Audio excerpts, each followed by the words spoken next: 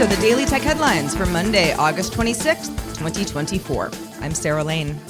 On Saturday, multiple Reuters sources said Telegram CEO Pavel Durov was arrested at Le Bourget airport outside Paris shortly after landing on a private jet from Azerbaijan and taken into custody. There wasn't an immediate official confirmation from France of the arrest, but French police sources said that Durov was found to be on the passenger list, so moved to arrest him, once landing, over an open arrest warrant in France. This is involving a preliminary investigation into Telegram, allegedly allowing criminal activity due to a lack of moderation and a lack of cooperation with police.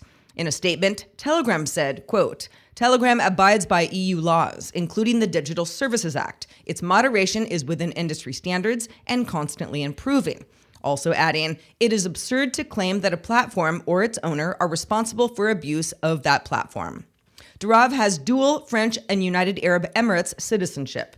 On Monday, French President Emmanuel Macron said the French government was not involved in the arrest of Durov, saying instead this was an ongoing judicial investigation and up to the judges to decide.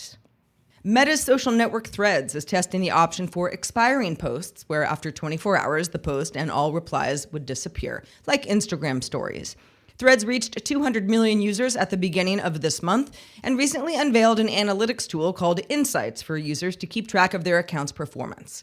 Meta also says it's working on an option to schedule posts.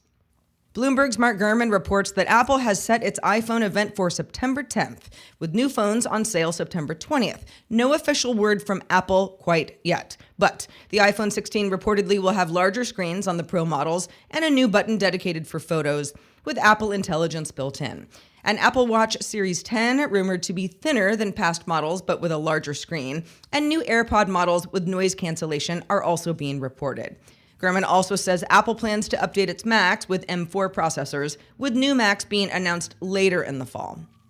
Last week, something Apple did officially announce is a restructuring of its App Store team, splitting the team into two separate divisions, an Apple-run App Store, as it's currently known, and another one to handle alternative stores in the European Union. Apple recently caved to some instances of third-party app stores to comply with the Digital Markets Act.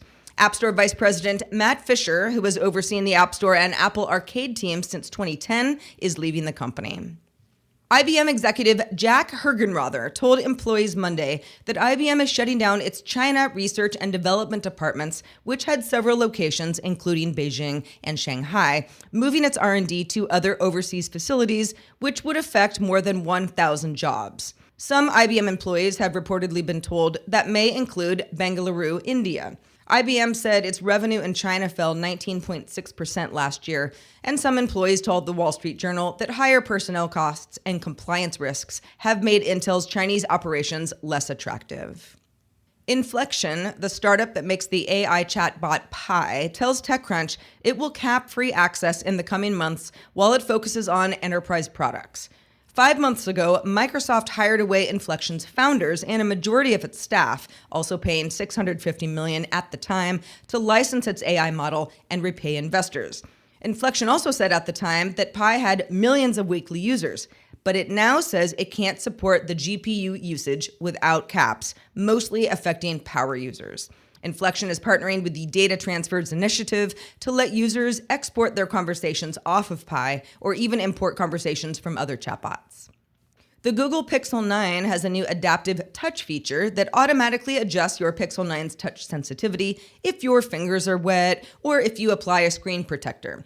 It's enabled by default and found under Settings, Display, and then Touch.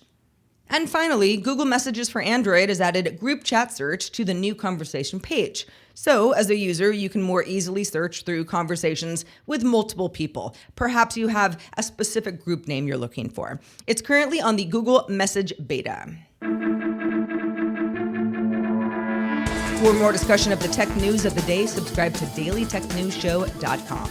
You can find show notes and links to all these headlines there as well. I'm Sarah Lane, and I thank you for listening. And we'll talk to you next time.